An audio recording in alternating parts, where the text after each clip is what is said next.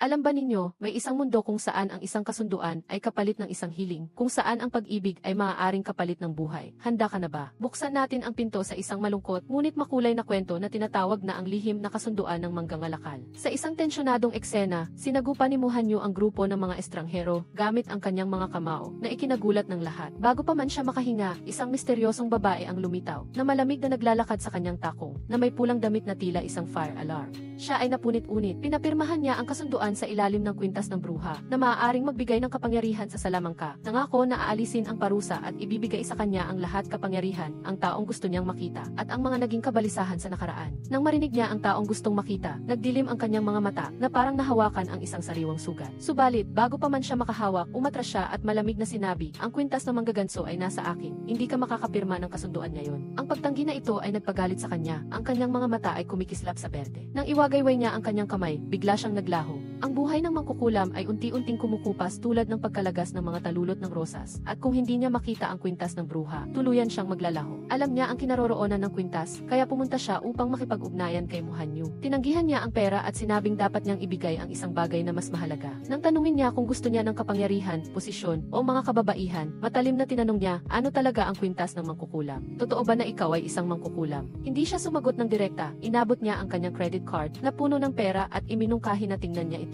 Itinapon niya ang card, tinanggihan ang pera, at humingi lamang ng isang bagay ang malaman ang kanyang tunay na pagkatao. Para makuha ang kwintas, kailangan mong sabihin ang iyong tunay na pagkakakilanlan. Ngunit nagulat si Muhanyu, at sinabi na kailangan mong sabihin muna ang sa iyo bago niya ito ibigay. Naging tensyonado ang atmosphere. Galit na galit siya at ginamit ang salamangka upang kunin ang kahon na nagtatago ng kwintas, ngunit nang buksan niya ito ay walang laman. Galit na galit siya at nagtanong, nag-aakalang biktima siya ng isang laro. Ngunit ang kanyang mukha ay kasing ganda ng sa kanya, dahil sa sandaling iyon, talagang naniwala siya na isa siyang mangkukulam. Bago pa siya bumagsak, isang grupo ng mga taong nakaitim ang biglang lumitaw, na masayang ipinahayag na nahuli nila ang isang tunay na mangkukulam. Hinarap niya siya at pinaghihinalaan na siya ay isang tagaloob. Ngunit nanumpa siya na hindi siya kasangkot, ngunit pagkatapos ng sunog na iyon, sino ang maniniwala? Pinuntahan niya ang grupo, at sa ilang mga spells, ang mga ito ay nakakalat sa sahig, at ang lalaki na may salamin ay itinapon sa hangin, at bumagsak na may malaking ingay. Nang makita nila ang sitwasyon, kinuha nila ang kanilang mga baril. Sinubukan niyang umilag ngunit nadulas, ngunit mabuti na lang at mabilis siyang iniligtas ni Muhanyu, at ang tunay na kwintas ay nakalantad sa publiko. Upang maiwasan ang paghabol, binuksan niya ang isang special na pintuan at hinila siya upang umalis kaagad, at pagkatapos ay lumapag sa isang tahimik na dalampasigan. Tinanong niya ulit, naniniwala ka ba sa akin ngayon na ako ay isang mangkukulam, ibebenta mo ba ang kwintas? Nagpatuloy siya na parang wala lang, hindi pa ako nakakaisip ng isang makatarungang presyo, kaya hindi ko ito ibebenta. Galit na galit siya, at nag-spell upang ipadala siya upang makita ang kanyang mga ninuno, ngunit nagulat siya nang bumalik ang spell, at siya ay bumagsak sa lugar. Nang magising siya, nasa kama na siya ni Muhanyu, hindi pa siya nakakaramdam ng takot. Galit na siya at kinontrol ang kutsilyo upang diretsong saksakin ang kanyang likod. Ngunit nang lumipad ang kutsilyo, naharang ito, sa sandaling ito, napagtanto niya na ang kwintas ay protektado siya. Alam niyang hindi niya magagamit ang direktang salamangka upang kunin ang kwintas. Si Hem ay mabilis na lumipat sa isang plano upang akitin siya, gamit ang kanyang kagandahan at ang kanyang sopistikadong mangkukulam upang akitin si Muhanyu. Ngunit sa kasamaang palad, ang plano na ito ay hindi nagtrabaho sa kanya, at nagtanong siya, nang sinubukan mo akong patayin, hindi ka nagsuot ng ganyang matamis na damit. Nagbago si Hem, nagkunwari na siya ay mahina at sinabi, ikaw ang aking tagapagligtas, gusto ko lang ibigay ang aking katawan bilang kapalit. Para matamis pakinggan, ngunit ang kanyang mga mata ay nakatitig sa kwintas sa kanyang leg. Nang mapansin ang kanyang motibo, agad siyang inalok ni Muhanyu na lumabas ng pinto, at hindi siya binigyan ng karagdagang minuto upang guluhin ang kanyang bakal na kalooban. Samantala, ang boss ng mga thugs ay nagagalit dahil hindi niya mahuli ang bruha. Kinuha niya ang isang baseball bat at sinigawan at sinaktan ang lamesa, nagbabanta sa kanyang mga tauhan, kung mabigo kayo sa susunod, babasagin ko ang iyong bungo. Si Muhanyu naman ay bumalik sa lumang bahay kung saan nakatira ang kanyang mga magulang, at ang mga lumang tanawin ay nagbalik sa masakit na mga alaala. Isinakripisyo ng kanyang mga magulang ang kanilang buhay upang protektahan siya, umaasa na magkakaroon siya ng lakas ng mangkukulam upang walang makapinsala sa kanya. Ngayon na mayroon na siyang kwintas at natagpuan ang tunay na mangkukulam, nanunumpa si Muhanyu na gagawin niya ang lahat upang buhayin ang kanyang mga magulang. Sa isa pang pangyayari, sa G66, ang lugar na sinasabing lihim na pagtitipon ng mga mangkukulam, hinahanap ni Haim si Hani. Samantala, kumalat ang chismis sa bar na may tunay na mangkukulam sa mundong ito, at kung handa ka lang magbayad ng presyo, matutupad ang iyong hiling. Ang ilang tao ay nagsabi na ang kanilang mga ninuno ay matagumpay na pumirma ng kasunduan, at nagkataon, nakaupo si Hani sa malapit. Nang sabihin ng dalawang lalaki na kung tunay na mangkukulam, dapat ay isang beauty na magpapabasag sa screen at magpakasal sa kanila, ngumiti si Hani at nagtanong, kaya anong uri ng kasiyahan ang gusto ninyo? Ang dalawang lalaki ay nag-akalang totoo ito at tumawa ng malakas, ngunit sa isang pagwagayway lang ng kamay ni Hani, agad silang nahulog sa isang ilusyon at sinimulan ang walang tigil na pagsasampalan. Bago pa man matapos ang kasiyahan, dumating si Haim at tinanggal ang alaala ng dalawang lalaki at hinila si Honey palabas. Hindi pa ba sapat na karanasan sa iyo ang pagtapon mo ng isang tao sa bundok at paglikha ng gulo? Tanong ni Haim sa seryosong tono. Umiti si Honey at nangako na hindi na ito ulitin. Nang marinig niya na natagpuan na ni Haim ang kwintas, tuwang-tuwa siya na para bang siya ay nanalo sa loto. Sapagkat nangangahulugan ito na ang kanyang kapatid ay kikilalanin bilang pinuno ng tribo at makatakas mula sa kapalaran ng pagiging abo sa loob ng 3 buwan.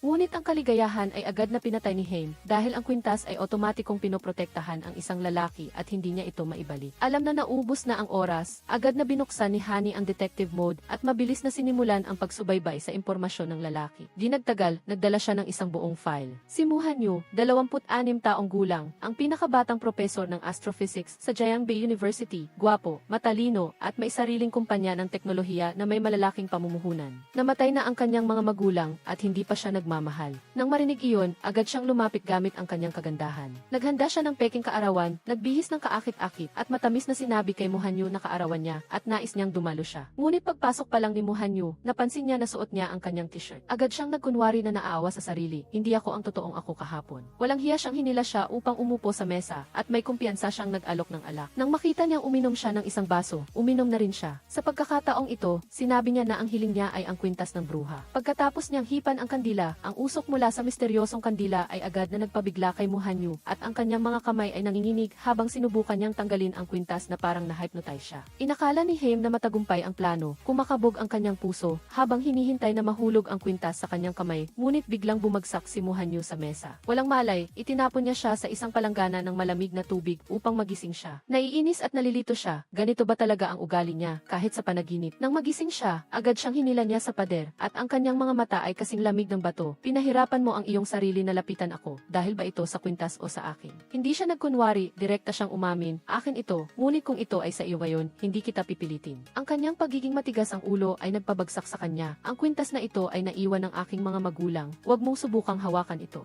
Sa sandaling narinig niya iyon, galit na galit si Haim at itinaas niya ang kanyang kamay upang sakalin siya, ngunit tumawa lang siya ng walang ngiti. Kung gusto mo akong patayin, hindi mo kailangang mag-aksaya ng oras sa pag-akit sa akin ng ganoon. Nag-aalab siya sa galit, kung hindi kita mapapatay, pahihirapan kita habang buhay. Kung hindi mo ibabalik ang kwintas, susundan kita magpakailanman. Ngunit ang kanyang banta ay nagbunga lamang ng isang hamon, subukan mo. Kinabukasan, habang nasa gitna ng isang panayam sa media hall, nabigla si Muhanyu nang makita si Haim na pumasok sa auditorium. Tuwang-tuwa siyang tumayo at idineklara, ako ang kanyang nobya, at ang aming pag-ibig ay sumabog tulad ng malaking pagsabog ng universo. Ang buong bulwagan ay sumabog na parang nakatanggap sila ng impormasyon na sinasakop ng ibang planeta ang daigdig. Hindi siya nag-aalala na sundan siya hanggang sa kanyang opisina, na nagdadala ng almusal para sa lahat ng mga empleyado, na nagiging sanhi ng chismis sa buong opisina. At hindi sigurado kung ang kanilang boss ay talagang nasasangkot sa isang iskandalo sa pag-ibig. Bago pa man siya makabawi, sa paradahan, lumitaw ang isang grupo ng mga armadong tao, na patuloy na nagbabanta kay Muhanyu na ibigay ang kwintas kung gusto niyang mabuhay ng payapa. Nang maatake siya, kailangan niyang harapin sila ng mag-isa, ngunit nagawa pa rin niyang patumbahin sila sa ilang suntok. Ngunit ang nagpagalit sa kanya ay si Haim na nakatayo lang at nanonood at hindi tumutulong. Nang tiningnan niya siya, direkta siyang sinabi, hindi mo ako binigyan ng kwintas. Kung maghintay ako hanggang sa makuha nila ito, hindi bagi mas madali para sa akin na kunin ito. Ngunit pinakawalan pa rin niya ang mga ito. Pagbalik niya sa bahay, lumitaw si Haim na may maamo na mukha at minasahe ang kanyang mga balikat. Ngunit pagkatapos ng ilang sandali, naging alerto si Muhanyu at umatras, na handang magtanggol sa sarili dahil inakala niya na may masama siyang balak. Sa sandaling iyon, biglang lumiwanag ang kwintas at naramdaman ni Haim ang isang malakas at nakakabigla na daloy ng enerhiya. Si Tu, isa pang mangkukulam sa tribo, ay nasa panganib. Samantala, sa isa pang kaganapan, si Honey at ang kanyang kasintahan, ang pinuno ng isang grupo ng mga mangangaso ng mangkukulam, ay nagpapatuloy sa kanilang brutal na paglalakbay. Hinarap niya si Tu na natuklasan ang pagtataksil ni Honey sa tribo ng mga mangkukulam. Patuloy na nagtanong si Tu na nagbabalik sa masakit na nakaraan. Galit na sumagot si Honey, maliban sa aking kapatid, walang sinuman sa tribo ang nag-isip sa akin bilang isang pamilya. Walang awa si Tu na tinawag siyang isang kalahating tao kalahating halimaw na nagpagalit kay Honey. Sa kanyang galit, sinaksak niya si Tu sa tiyan. Bago siya mamatay, sapat na malinaw ang isip ni Tu upang bigyan siya ng babala. Kapag nalaman ni Haim ang katotohanan, ang traidor ay magbabayad. Matapos mamatay si Tu, walang pakialam na niyakap ni Honey ang kanyang lalaki at nag-isip lang kung sino ang susunod. Kasabay nito, ito, natagpuan ni Hem at Muhanyu ang lugar ni Tu. Nang makita ni Muhanyu ang basang panyo, patuloy siyang humihingi ng paumanhin. Sinisi niya ang sarili, kung nakuha niya ang kwintas ng mas maaga, marahil ay magiging iba ang lahat. Mahigpit na hawak ni Muhanyu ang kwintas sa kanyang kamay, at naramdaman niya ang isang serye ng mga tanong na nagsisimulang bumulwak sa kanyang isip. Mahigpit na hinawakan ni Hem ang kanyang kamay, umaasa na gagamitin ang kanyang kapangyarihan upang i-activate ang kwintas upang maibalik ang katawan ni Tu sa kanilang tribo. Naramdaman ni Hem na hindi na siya karapat-dapat na maging pinuno, at tahimik siyang lumubog sa kanyang sakit. Nang makita niya ang sakit sa kanyang mga mata, dahan-dahan siyang inaliw, hindi mo kasalanan. Matapos mamatay ni Tu, naging tahimik si Hem at yumuko lang ang kanyang ulo habang naglalakad, habang si Muhanyu naman ay tahimik na sumusunod sa kanya. Hanggang sa hindi na niya mapigilan ang sarili at nagtanong, ano ba talaga ang lahat ng ito? Sa halip na sagutin siya, dinala siya ni Hem sa Ali 66, ang kanilang teritoryo. Doon, lumitaw si Hani at nagulat siya nang makita si Hem na kasama si Muhanyu. Bakit siya nandito? Tanong niya at malamig na sinabi ni Hem, patay na si Tu. Sinubukan niyang magtanong, may sinabi ba si Tu bago siya namatay? Nang malaman niya na namatay si Tu nang walang naiwan na salita, nakahinga siya ng maluwag at mabilis na sumang-ayon na imbestigahan ang katotohanan kasama si Hem. Ngunit ang kanyang mga mata ay walang malay na nakatitig sa kwintas ng bruha na kumikinang sa liig ni Muhanyu na kumikislap sa isang malupit na hitsura. Ipinaliwanag ni Ham kay Muhanyu ang tungkol sa kwintas. Ito ay ang tanda ng pinuno ng tribo na ginagamit upang gumawa ng mga kasunduan sa mga tao. Pagkatapos dumating ang mga mangkukulam sa mundong ito, ang kanyang tribo ay humina at maraming tao ang nagkasakit. Upang iligtas sila, ang mga pinuno ng tribo ay gumawa ng mga kasunduan sa mga tao na nagbibigay ng isang hiling kapalit ng isa pa, at lahat ng ito ay patas. Gayunpaman, upang maging epektibo ang kasunduan, kailangan ng dalawang kondisyon. Dapat itong isagawa ng pinuno ng tribo at dapat itong masaksihan ng kwintas. Nagulat si Muhanyu at nagtanong, ano mang hiling ba ay gagana? Tumango si Hem at matatag na sinabi na dapat niyang kunin ang kwintas upang maprotektahan ang kanyang tribo. Gayunpaman, nang iminungkahi niya kay Muhanyu na tanggalin ang kwintas at ibalik ito, nag-aalinlangan siyang sumagot, hindi ko ito matatanggal. Sa una, hindi naniwala si Hem, ang kwintas ay nasa kanyang liig, at kung gusto niya, walang imposible. Ngunit nang sinubukan ni Muhanyu na tanggalin ito at ilagay sa kanyang kamay, may kakaibang nangyari, walang laman ang kanyang kamay, habang ang kwintas ay nanatiling nasa kanyang liig. Gulat at galit siya, ano ba ang nangyayari? Pinayuhan siya ni Muhanyu na maging kalmado at mag-isip. Ang kanyang mga mata ay walang malay na tumigil sa lumang larawan sa dingding, at naalala niya si Tianhong, ang kapatid na babae ng pinuno ng tribo, ang tanging tao na makakatulong sa kanila ngayon. Nagpasya siyang dalhin si Muhanyu sa Dalampasigan, ang lugar na pinakamamahal ni Tianhong. 70 taon na ang nakalilipas, dinala sila ni Tianhong sa Dalampasigan. Sa daan, biglang inamin ni Muhanyu na ang Dalampasigan ay may espesyal na kahulugan sa kanya noong bata pa siya. Dinala siya ng kanyang ina upang mangolekta ng mga kabibe at gawin itong kwintas, ang regalo na palagi niyang itinuturing na pinakamaganda sa mundo. Nadama rin ni Hem ang damdamin at sinabi na tuwing malungkot siya, ang karagatan ang lugar kung saan siya naghahanap ng kapayapaan. Biglang umulan at tumakbo sila sa isang maliit na tindahan ng inumin sa tabi ng dagat. Ang mga mata ng may-ari ng tindahan ay tumitingin kay Ham na may kakaibang pagkauhaw, na parang naglalaman ng isang bagay na mahirap sabihin. Habang pinupunasan niya ang kanyang buhok, naramdaman pa rin niya ang titig at nag-alok si Muhanyu na tulungan siyang gumamit ng hairdryer. Hindi tumanggi si Hem at ang atmosphere sa pagitan ng dalawa ay naging kakaibang malapit, na parang isang mag-asawa na nalulunod sa isang sandali ng pagiging malapit. Nag-aalinlangan si Muhanyu, nagmamadaling ibigay ang hairdryer sa kanya at umiwas. Nang makita niya na interesado siya sa kwintas ng kabibe na nakabitin sa estante, binili niya ito para sa kanya at sinabi, kung hindi ko pa maibabalik ang kwintas ng bruha, hayaan mo muna akong magbayad sa iyo ng kwintas na ito ng kabibe. Tumango si Hem at pinilit siyang isuot ito sa kanyang liig. Nang dahan-dahan niyang hinawakan ang kanyang liig, ang atmosphere ay biglang tumigil, na naging dahilan upang siya ay maging awkward at nagmamadaling lumabas upang bumili ng pagkain. Sa labas, patuloy niyang sinasabi sa sarili, alam niyang puno siya ng mga trick, ngunit nakakaramdam pa rin siya ng kakaiba sa kanyang mga mata. Sa sandaling iyon, nakita niya ang dating boss. Nag-aalok ang lalaki na bilhin ang kanyang mga kagamitan sa pag-block ng kapangyarihan sa isang napakataas na presyo. Ngunit direkta siyang tumanggi, na nagsasabi na wala siyang intensyon na gumawa ng maramihan. Samantala, sa tindahan ng inumin, biglang tinawag ng may-ari ang pangalan ni Hem na ikinagulat niya. Ito ay si Tianhong, ang nawawalang taon na siyang kapatid na babae ng pinuno ng tribo. Nagbago ang kanyang hitsura, kaya hindi siya nakilala ni Hem. Tinatanong ni Tianhong kung dumating siya dahil sa kwintas, pagkatapos ay inilabas ang isang nakakagulat na katotohanan, na ang tanging paraan upang maibalik ang kwintas ay kailangang mamatay ang nagmamay-ari nito. Hindi makapaniwala si Mamat sa kanyang sarili, tinatanong muli kung wala na bang ibang paraan. Hindi sumagot si Tia at pinayuhan lang siya na samantalahin ang pagkakataon. Sa kanyang puso, lihim niyang iniisip kung ilang taon na ba ang nakalipas, ngunit sa wakas ay nagkita pa rin ang dalawa. Sa pagkakataong ito, kailangan talagang pumili ni Mamat ng tama. Kasabay nito, dinakip si Hanvu ng grupo, pinipilit siyang pag-isipan muli ang kanyang pagtanggi. Ngunit siya ay nanatiling matatag kahit na sumisigaw ng matinding pagtutol. Sa sandaling iyon, hindi sinasadyang dumaan si Mamat at nasaksihan ang eksena, naalala niya ang mga salita ni Tianhong. Ngunit pagkatapos, inatake siya ng isa sa grupo, sinaksak si Hanwoo sa dibdib at bumagsak siya. Agad na pinalibutan siya ng iba pang grupo, handa nang patayin siya. Sa sandaling iyon, hindi na kayang baliwalain ni Mamat, inactivate niya ang kanyang kapangyarihan at iniligtas siya. Matapos ibalik si Hanwoo, bagaman sa kanyang puso ay may inggit, inalagaan niya siya ng mabuti. Habang pinupunasan siya ng kanyang sarili habang siya ay walang malay, nahawakan ng kanyang kamay ang matibay na tiyan niya, hindi sinasadya ay naisip niya, hindi naman masyadong nakakainis, pagkatapos ay bahagyang umiti ng mapanukso. Ngunit pagkatapos, agad siyang natauhan, hindi maintindihan kung ano ang kanyang pinaplano. Biglang, binuksan ni Hanwoo ang kanyang mga mata. Ang unang tanong niya ay, bakit mo ako iniligtas? Simpleng sumagot si Mamat, isang beses mo akong iniligtas, kaya isang buhay kapalit ng isang buhay. Pagkatapos, nang hindi na naghihintay ng anumang karagdagang salita mula sa kanya, iminungkahi niya, makipagtulungan ka sa akin, kailangan ko ang iyong tulong. Kasabay nito, si Hendy ay naiinip din, nagtanong kay Mamat, mayroon ka na bang paraan upang maibalik ang kwintas? Nang makita niyang umiling si Mamat, agad siyang nag-alok ng pangalawang opsyon, patayin si Hanwoo. Kung hindi kayang gawin ni Mamat sa sarili niya, kukuha siya ng iba, ngunit tumutol si Mamat. Inamin niya na ang pagpatay kay Hanwoo ay kinakailangan, ngunit hindi ngayon. Habang buhay pa siya, maaari pa rin siyang gumawa ng kontrata, isang bagay na mas kailangan niya kaysa sa ano pa mang bagay sa ngayon. Hindi inaasahan na sa sandaling iyon, ang taong nasa likod ng lahat ay biglang lumabas sa opisina ni Hanwoo. Inalok niya siyang sumali sa kanyang koponan, nangangakong ibubunyag ang buong katotohanan at ibibigay ang lahat ng gusto niya. Ngunit hindi na kailangan pang mag-isip ni Hanwoo, agad siyang tumanggi. Desidido, magkaiba kami ng pananaw. Bago umalis, nag-iwan siya ng calling card at mumiti ng mapanukso. Ihintayin ko ang araw na magbago ang iyong isip. Lalong komplikado ang sitwasyon, napagtanto ni Hanwoo na hindi na niya ito maaaring ipagpaliban pa. Kailangan niyang mabilis na makamit ang kanyang pinakamalaking layunin, ang muling buhay sa kanyang mga magulang. Naghanap siya sa eskinita 66 at tinanong si Hendy kung nandoon ba si Mamat. Halatang alam ni Hendy na nasa loob si Mamat, pero malamig pa rin siyang umiling. Nang paulit-ulit na magtanong si Hanwoo, prangka siyang sumagot, galit na galit ako sa iyo, lumayo ka sa aking kapatid. Sa totoo lang, ayaw makipagkita ni Mamat sa kanya dahil sa kanyang damdamin. Ngunit kinabukasan, bigla siyang sumulpot sa pintuan niya. Hindi madaling kalimutan ni Hanwoo, nagkunwari siyang nagtatampo. Kung gusto mong makipagtulungan, gumiling ka ng kape at ipatimpla mo sa akin. Nagalit ang kanyang mga ngipin,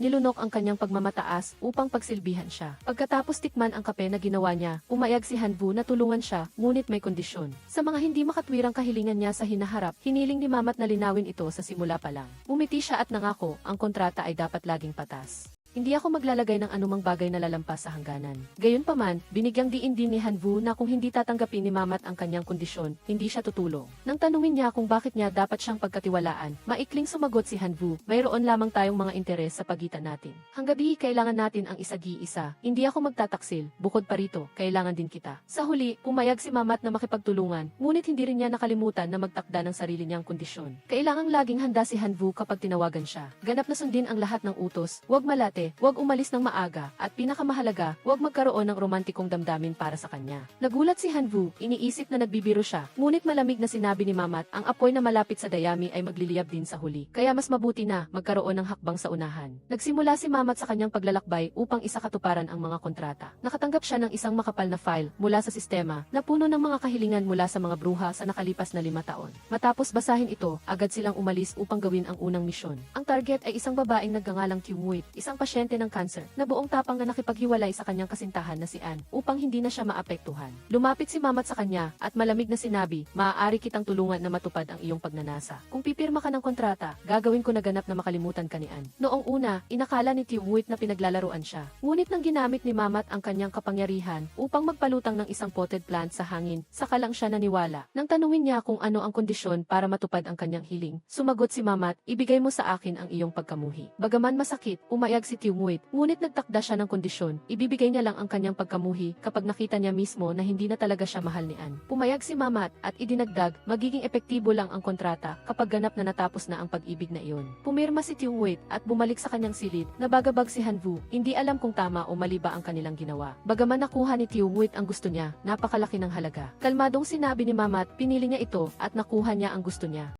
Samantala, tahimik na pinapanood ni Kyungwit ang video ng masasayang araw nila ni Ann habang dumadaloy ang kanyang luha. Lumapit si Mamat, nagpapaalala na natupad na ang kanyang hiling at ganap na ngayong nakalimutan ni Ann ang pagmamahal niya sa kanya. Ngayon, si Kyungwit ay humagulgol, nagmamakaawa na ipawalang bisa ang kontrata. Ayoko nang pumirma. Pakiusap, ibalik mo sa akin si Ann. Mas gugustuhin ko pang mamatay. Ngunit maalala pa rin ako ng taong mahal ko. Galit na galit si Mamat at malamig na nagbabala, kung hindi mo isasagawa ang kontrata, magiging mas matindi ang parusa. Ngunit si Kyungwit ay patuloy pa rin na nagmamakaawa. Inabot ni Mamat ang kanyang kamay upang hawakan ang kamay ni Hanbu para simulan ang seremonya, ngunit pinigilan siya nito. Masigla niyang sinabi, kung ayaw na niya, itigil na natin, kawawa na siya. Ngunit hindi na tinag si Mamat at ang kanyang mga mata ay naging malamig, iyon ang pinili niya. Huli na para magsisi, sinubukan ni Hanbu na kumbinsihin, wala na bang ibang paraan? Hindi ba ito maaaring ayusin? Galit na sinabi ni Mamat, kapag pumirma ka na, kailangan mo itong isakatuparan. Hindi ko magagawa at hindi ko sisirain ang mga patakaran para sa isang taksil. Ang mga salitang iyon ay nagpagalit kay Hanbu, hindi na siya makapagpigil, ang kontrata na ito ay hindi patas. Ang taong gumawa ng hiling ay hindi nagbayad, habang ang taong gumawa nito ay nawalan ng pinakamahalagang bagay. Malamig na sumagot si Mamat, mayroon kayong mga doktor, habang kami ay mayroon lamang mga kontrata upang magpagaling. Ito ang tanging paraan, ito ang aking misyon. Ang mga salitang iyon ay tila tumusok ng direkta sa pagpapahalaga sa sarili ni Hanbu. Hindi siya sumagot at nagsabi lang ng isang pangungusap, hindi siya tumanggi. Ngunit ako, at tumalikod at umalis, iniwan si Mamat na nakatayo doon, galit na galit. Para sa kanya, ang resulta ng hindi pagtupad sa kontrata ay parusa. Walang sinuman ang pinapayagan na bawiin ang kanilang salita. Agad na iginapos si Hanbu at pagkatapos ay ikinulong sa isang espasyo na nilikha ng mahika. Patuloy na tumataas ang temperatura at ang pawis ay umaagos sa buong katawan niya na parang inihagis lang sa isang oven. Ngunit matigas pa rin siya at tinitingnan siya ng may paghamon. Bilang tugon sa saloobin na iyon, hindi nag-atubili si Mamat, kalmadong inayos ang temperatura hanggang 50 degrees Celsius. Pinipilit siyang harapin ang kanyang limitasyon sa pagtitiis. Nang hindi siya natinag ng banta, binago niya ang direksyon, ibinaba ang temperatura sa ilalim ng zero. Sa ilalim ng napakalamig na temperatura, sa wakas ay hindi na niya kayang tiisin pa.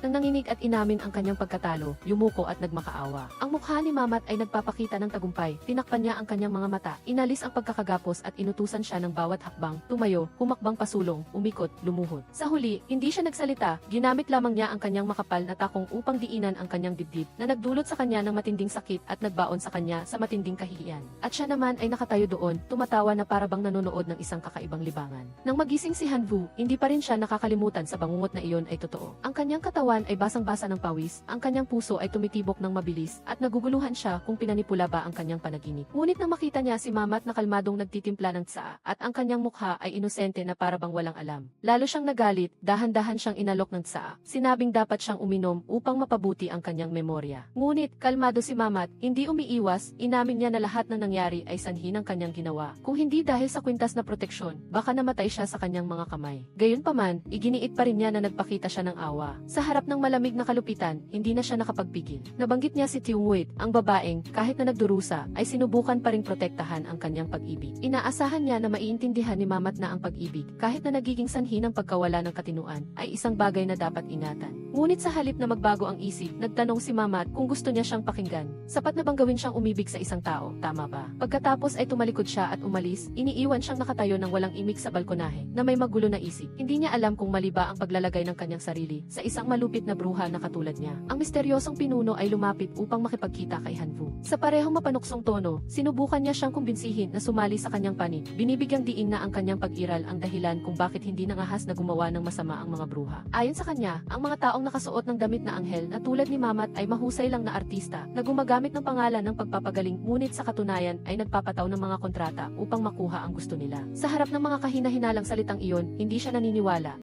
Iniisip niya na hindi rin siya mas mabuti kaysa sa iba. Ngunit hindi siya natinag at mabilis siyang sumagot ng isang matalim na tanong. Kung talagang hindi ka kasama sa panig ko, bakit kalihim na nag-aaral ng mga kagamitan na nakakaabala sa enerhiya ng bruha? Ang tanong na iyon ay parang isang matalim na kutsilyo na humiwa sa depensa sa puso ni Hanbu. Nagdeklara siya, hindi ko lang nakikita si Mamat, kundi pati na rin ikaw. Ngayon, pag-isipan mo muli ang lahat, habang ang kanyang utak ay umiikot dahil sa mga lihim na pang-aakit na salita. Biglang nabalik si Hanbu sa realidad ng dalhin ni Mamat ang isang grupo ng mga babae sa kanyang silid. Bago pa man niya maunawaan kung ano ang nangyayari, ngumiti siya ng masigla at ipinakilala siya bilang isang mahusay na astrophysicist na nangangailangan ng isang mamumuhunan para sa pag-ibig. Agad na nagsilapit ang grupo ng mga babae na parang nagkakagulong mga bubuyog. Mayroong humingi ng sustento at mayroong humingi ng numero. Ang sitwasyon ay naging magulo na parang isang palengke. Naiinis si Hanbu at siya ay ganap na walang pakiramdam, kaya pinabalik niya ang lahat ng babae. Galit na galit si Hanbu, idineklara na magkaiba sila ng mundo. Ang lahat ng naisip niya tungkol sa pag-unawa sa isa't isa ay isang ilusyon lamang. Ang kanyang mga salita ay parang isang di nakikitang kutsilyo na nagtulak kay Mamat sa isang bihirang malungkot na estado. Kasabay nito, dumating ang masamang balita. Si Tiungwit, ang babaeng pumirma ng kontrata, ay namatay na. Bago siya mamatay, iniwan niya ang isang donasyon ng kornea para kay Mamat na nasaksihan ni Anne. Nagulat si Hanvu nang malaman na tahimik na ibinalik ni Mamat ang lahat kay Anne nang walang sinasabing anumang salita. Hindi siya nagpaliwanag at tahimik na lumakad habang ang mga salita, "Hindi tayo sa iisang mundo," ay umalingaw pa rin sa kanyang isipan. Biglang bumuhos ang malakas na ulan. Sa malamig na ulan, dinala ni Hanvu ang isang payong upang protektahan siya. Ngunit bago pa man siya makapagsalita, bigla siyang yumakap sa kanyang dibdib, sumuka ng dugo at nawala ng malay sa kanyang mga bisi. Ang biglaang pagsusuka at pagkawala ng malay ni Mamat ay talagang nagpanik kay Hanvu. Nang magising siya sa ospital, agad siyang tinanong kung ano ang dahilan, ngunit bumiti lang siya, wala lang.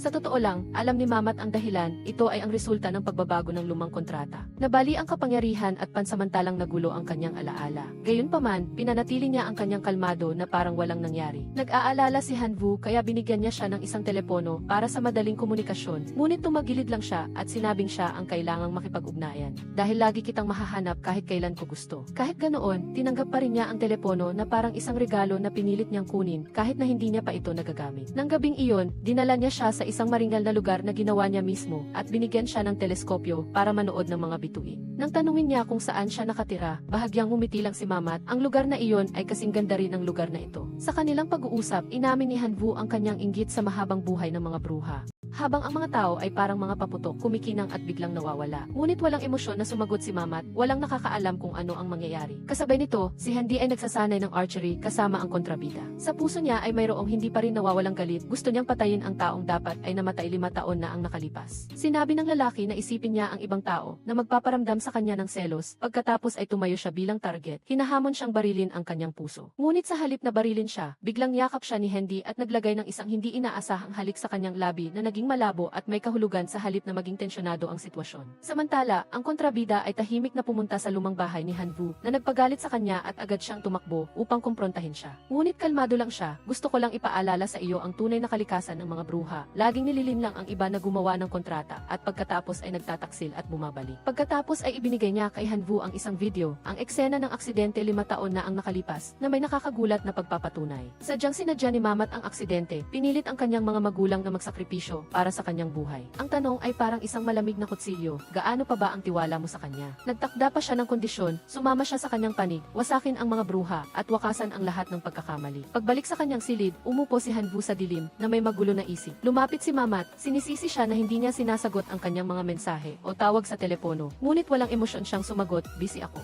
Kahit na sinubukan niyang hilahin siya mula sa kanyang malungkot na kalooban, kahit na nagbanta siyang sirain ang pinto, patuloy siyang tumanggi at idiniin, ito ay pribadong espasyo. Mula ngayon, kung gusto mong pumasok, kumatok ka muna. Umalis si Mamat ng galit at agad na pumunta kay Handy upang maglabas ng damdamin. Sa kanyang bahagi, nakipagkita si Hanvu sa kanyang dating propesor upang humingi ng payo. Sinabi niya ang tungkol sa kanyang matagal na pagkabagabag pagkatapos ng pagkamatay ng kanyang mga magulang at ang lumalaking pagdududa sa mga bruha, ang mga bagay na lampas sa agha. Bagaman naintindihan ng propesor ang kanyang sakit, pinayuhan pa rin niya siya na huwag hayaan ang galit na bumalot sa kanyang isipan, lalo na kung ang kasalukuyang sitwasyon ay hindi pa malinaw. Sa isa pang pangyayari, nagtanong si Handy sa kanyang kasintahan na may seryosong tingin. Kung magkasama kayo buong araw, madali bang magkaroon ng damdamin? Nagkibit balikat siya at sinabing depende iyon, kahit na naging baliw siya kay Handy sa unang pagkikita. Ngunit kung si Mamat ang kapalit, hindi siya sigurado. Nang marinig iyon, nagsimulang mag-alala si Handy, natatakot na ang araw-araw na pagiging malapit ng kanyang ate at ni Hanvu ay magiging lampas sa kontrol. Ngunit pagkatapos, bigla siyang binigyan ng isang espesyal na regalo. Lumabas na si Ana, ang miyembro ng angkan, ngunit hindi siya tinanggap bilang isang pamilya. Nang makita ni Ana si Handy, agad siyang nagsabi ng masakit na mga salita. Tinawag siyang halimaw na hindi karapat-dapat na umiral sa angkan at sinabi ni Hanvu na hindi siya mamamatay ng maayos. Ang mga panlalait na iyon ay lalong nag-udyok kay Handy na saksakin si Ana ng isang beses. Pagkatapos, bumalik siya sa kanyang kasintahan at silang dalawa ay nalunod sa saya ng tagumpay, tumatawa na para bang guguho ang mundo. Nangako siya sa kanya na wawasakin niya ang lahat ng bruha, kasama na si Mamat kung gusto niya. Ngunit agad na nagbabala si Handy, "Maaari kitang tulungan na patayin ang lahat. Ngunit kung mangangahas kang saktan ang aking ate, itutulak kita sa impyerno." Umiti lang siya, nagkibit balikat, "Biro lang, hindi ko kayang saktan ka." Kinabukasan, nagdala si Handy ng matamis na tinapay sa bahay ni Hanvu, na may masayang mukha na para bang hindi siya kailanman nagalit sa sinuman.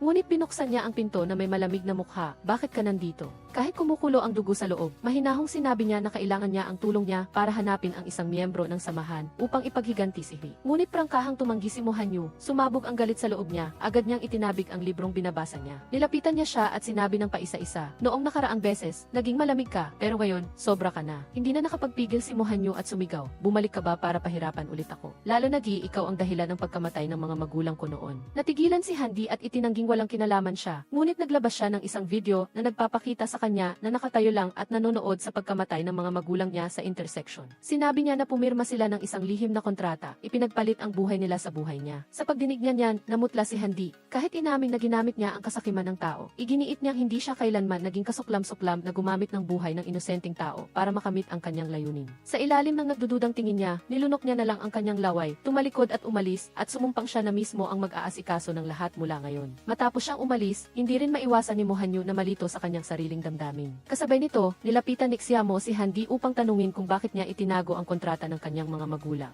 Nang makitang tahimik si Handi, binalaan siya ni Xiamo, "Huwag mo nang subukan na lokohin pa ulit si ate." Halos mabaliw si Handi sa galit at gusto na niyang patayin si Mohanyu agad para matapos na ang lahat ng kasinungalingan. Samantala, natagpuan ni Xiamo ang sarili niya sa parehong intersection noong nakaraan at bigla siyang nakita si Mohanyu na nag-iisa roon. Sinabi niya na pumunta siya doon dahil nag-aalala siya na baka malagay sa panganib si Xiamo tulad ng dati. Ngunit malamig lang na sumagot si Xiamo, "Kaya kong iligtas ang sarili ko. Hindi ba sobra na ang presensya mo o nalulong ka na sa pagprotekta sa akin?" Tanong niya, naniniwala ka na ba ngayon na wala akong kinalaman sa pagkamatay ng mga magulang mo? Ngunit hindi siya sumagot ng direkta at bigla na lang siyang sinabi, "Huwag ka nang magsalita pa. Kung gusto mong hanapin ang isang tao, umalis ka na." Magkasama silang nagtungo sa isang kahina-hinalang lugar. Pag-akyat pa lang sa hagdan, agad na natuklasan ni Xiamo ang isang bitag at agad niyang hinila si Mohanyu para pigilan siya. Nagulat siya at nagtanong, "Bakit naglakas loob ka pa ring pumasok?" Mumiti lang siya, ang pinakamagaling na mga ngaso ay laging nagpapanggap na biktima. Nang marinig niya iyon, mahinang napatawa siya at sinundan siya sa mapanganib na pugad. Pagkatapos noon, bigla na lang bumagsak ang isang lambat na bumalot sa kanilang dalawa na nagpabiktima sa kanila sa loob ng isang invisible maze. Kahit nakulong, nanatili pa ring matikas si Xiamo, nakaupo at naghihintay na parang lahat ay nasa ilalim ng kanyang kontrol. Isang lumpo na lalaki ang lumabas at agad niyang nakilala si Xiamo sa isang tingin pa lang. Dati siyang miyembro ng samahan na ngayon ay nagretiro na ngunit hinahabol pa rin. Naiintindihan niya na hindi nagkataon lang na napunta siya rito. Prangkahang nag-alok si Xiamo ng isang kasunduan, tulungan siyang harapin ang samahan.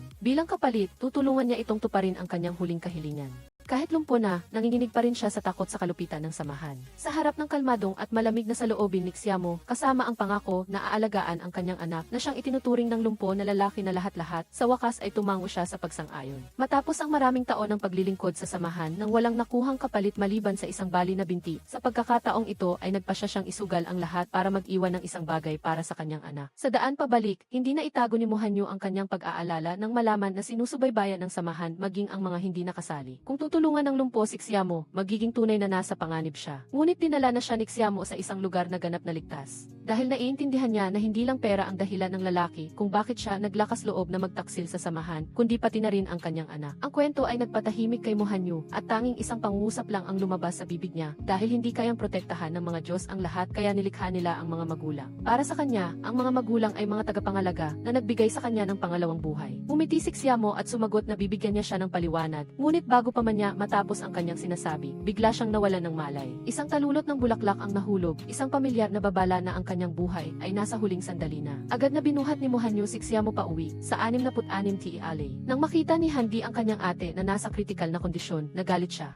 at sinisisi si Mohanyu dahil sa nakaraan at kasalukuyan na siya mismo ang may kagagawan. Dati rin ikaw at ngayon ikaw pa rin, patuloy mo lang siyang hinahabol, kaya konti na lang ang natitirang buhay ni Xiamo, sigaw ni Handi sa galit. Inihayag niya ang katotohanang itinago sa loob ng maraming taon. 5 taon na ang nakalipas, ang mga magulang ni Mohanyu ay nagtungo sa Witch Clan upang gumawa ng isang kontrata, ginamit ang kanilang buhay bilang kapalit ng muling pagkabuhay ng kanilang anak. Ngunit ang kanilang kasakiman ay nagtulak sa kanila na gawin pa ang mas malala. Bago sila naging abo, pinilit nila ang pinuno ng angkan na ibigay ang kapangyarihan ng kwintas ng mga witch sa kanilang anak upang protektahan siya magpakailanman. Dahil sa pamimilit na iyon, nawala sa balanse ang kontrata na nagresulta sa pagkawala ng witch necklace ng pinuno ng angkan. Ang mahahalagang kayamanan na ngayon ay laging nasa katawan ni Mohanyu. Sa kanyang huling sandali, gumapang ang pinuno ng angkan at ipinasa ang misyon kay Xiamo, ang tagapagmana ng pinuno ng angkan. Kailangang mahanap ang witch necklace sa loob ng 5 taon, kung hindi, magkakatotoo ang sumpa at mamamatay sa matinding paghihirap. Nang marinig ito, nalito si Mohanyu at nagtanong, kaya pala ang kwintas ay kinikilala ako bilang may-ari dahil binago ang kontrata. Tumango si Handi at kinumpirma, kung hindi dahil sa pakikialam ng mga magulang mo, hindi sana sa iyo ang kwintas. At dahil din doon, kailangang magdusa si Xiamo sa sumpa. Kung hindi niya mababawi ang kwintas, mamamatay siya. Gusto niyang ibalik ang kwintas sa kanya, ngunit hindi niya alam kung paano. Mapait na sumagot si Handi, siguro kapag namatay ka lang, maibabalik na kay Xiamo ang kwintas. Sinisi niya si Mohanyo na dapat siyang magbayad sa lahat ng trahedyang ito dahil nagmula sa pagiging makasarili ng kanyang mga magulang. Ngunit hindi maaaring mamatay si Mohanyo sa sandaling ito, mayroon pa siyang hindi natatapos na gawain. Galit na pinalaya siya ni Handi, ayaw niya nang makita siyang umaarte pa. Determinado, tinawag ni Mohanyo ang kanyang mga malapit na empleyado upang ipasa sa kanila ang lahat ng gawain habang wala siya. Nagpadala rin siya kay Xiaomo ng isang virtual reality game console bilang regalo sa kaarawan kasama ang 2 tiket para kay Lily at ibinigay ang kontrata ng proyekto sa ilalim ng nagdududang tingin ng empleyado. Nananatiling tahimik si Mohanyo, hindi nagbigay ng anumang karagdagang paliwanag. Sa huli, pinuntahan niya si Xiamo at nag-alok na gumawa ng isang kontrata. Gusto niyang gamitin ang kanyang buhay para sa kumpleto at malusog na muling pagkabuhay ng kanyang mga magulang. Nang ilagay ni Xiamo ang kanyang kamay sa kamay niya, lumitaw ang kanyang katangi-tanging asul na mga mata na hudyat na tapos na ang kontrata. Gayunpaman, nang tumingala si Mohanyo, wala siyang nakitang sinuman. Tinanong niya si Xiamo kung bakit hindi pa nabubuhay ang kanyang mga magulang. Direkta niyang sinabi, ang mga patay ay hindi na maaaring mabuhay pa. Ang pangungusap na iyon ay nagpatahimik sa kanya. Ang pananampalataya na matagal niyang pinanghawakan ay tuluyang gumuho. Sa loob ng maraming taon, nabuhay siya na umaasa na makikita niya ulit ang kanyang mga magulang. Gumuho at lumuhod siya sa lugar na iyon. Sinisi niya ang sarili niya na kung alam niya noon kung paano protektahan ang kanyang sarili. Hindi sana kailangang ipagpalit ng kanyang mga magulang ang kanilang buhay. Ang isang desperadong sigaw ay umalinggaw sa kanyang isipan, habang tahimik na inalo lang siya ni Xiamo. Pinapaalala niya sa kanya na mahal siya ng kanyang mga magulang kaya pumayag silang gumawa ng isang life and death contract. At kung buhay pa sila, hindi rin nila gugustuhin na makita ang kanilang anak na nalulunod sa sakit. Ngunit para kay Mohanyo, sa sandaling ito, ang gusto lang niyang mangyari ay makita ulit ang kanyang mga magulang kahit isang beses lang. Dahil doon, nagpa siya si Xiamo na gamitin ang kanyang kapangyarihan upang bigyan siya ng huling pagkakataon. Nakita niya ang kanyang mga magulang sa isang mahiwagang espasyo, isang maikling ngunit kumpletong sandali. Sa sandaling iyon, nakita niya ang kanyang mga magulang at narinig niyang tinawag siya ng kanyang inanahan. Saksi sa may init na tingin at mabait na ngiti na matagal na niyang inukit sa kanyang isipan. Umiyak si Mohanyo, inihayag ang kanyang pangulila, kawalan ng magawa at ang paninisi na hindi kailanman nawala sa kanya. Hindi siya sinisi ng kanyang mga magulang, ngumiti lang sila at sinabing hindi nila kailanman pinagsisihan ang pagpili na magsakripisyo para sa kanya. Ang sandali na tumakbo siya para yakapin ang kanyang mga magulang ay siya ring sandali na nagsimulang bumalik sa kanya ang realidad. Ilang minuto lang ang lumipas, nawala ang kanyang mga magulang sa liwanag, naiwan si Mohanyo na nag-iisa at humarap sa katotohanan na hindi niya na sila makikita pa ulit. Sa labas, nakatayo si Xiamo sa dalampasigan, bumabagsak ang luha dahil sa sakit na dinadala niya. Nagkaroon si Xiamo ng malalim na pagdududa kung tama ba talaga na gumawa ng kontrata sa ibang tao. Pagkatapos ng maikling panahon, biglang lumitaw si Mohanyo. 2 oras siyang nagmaneho para lang makita siya, upang magpasalamat sa pagbibigay sa kanya ng huling pagkakataon na makita ang kanyang mga magulang. Ang kanyang bahay, matapos siyang umalis, ay naging napakalamig na tila ba ay may multo. Yumuko si Xiamo at inamin na hindi niya kayang tulungan siyang matupad ang kanyang pinakamalaking hiling, at naramdaman niya na may kasalanan siya. Ngunit sinabi ni Mohanyo na salamat sa kanya, kaya niya nalampasan ang mahirap na panahong iyon, dahil noon ay masyado siyang ambisyoso at hindi niya inisip ang nararamdaman ng kanyang mga magulang. Ngayon, ipagpapatuloy niya ang kanyang buhay, at mamumuhay ng karapat-dapat sa pagmamahal na ibinigay sa kanya ng kanyang mga magulang. Pag-alis niya, pinuntahan niya si Titan Hong para tanungin kung paano ibalik ang kwintas kay Xiamo. Sinabi ni Titan Hong na may life and death contract sa pagitan ng kwintas at ng may-ari nito, at ang tanging paraan para mag-alis nito ay sa pamamagitan ng kamatayan. Natigilan siya nang malaman na alam ni Xiamo ang tungkol dito, ngunit naglakas loob pa rin siyang iligtas siya. Sinabi ni Titan Hong na may misyon si Xiamo na protektahan ang buong angkan, ngunit pinili niyang magsakripisyo para sa kanya. Ngayon, na nakapili na siya, oras na para magpasya ka na. Pagdating niya sa bahay, nalaman niyang ginulo ang kanyang silid. Pagtingin niya sa kanyang telepono, nagulat siya nang makita na nahuli ang kanyang propesor. Sinundan niya ang mga bakas at hinarap niya ang taong nasa likod ng lahat. Ipinadala ng taong ito ang kanyang propesor sa harap niya, na ipinahayag na ang lahat ay upang makamit ang kanyang layunin. Kasabay nito, naalaala ni Xiamo ang eksena kung saan lumitaw ang kanyang mga magulang, at isang kakaibang pakiramdam ang lumitaw sa kanyang puso na hindi pa niya nararanasan. Hindi niya alam kung ano iyon, ngunit nagsimula siyang magduda sa kanyang sarili. Baka pag-ibig na ba ito? Baka umibig na siya kay Mohanyo nang hindi niya namamalayan. Sa kabila ng pagkalito, pinuntahan niya ang bahay niya. Ngunit pagdating niya, tahimik ang bahay at ang malaking screen ay naglilive ng eksena kung saan nahuli si Mohanyo. Nagsalita ang taong nasa likod niya at sinabing puntahan siya kung gusto niyang iligtas siya.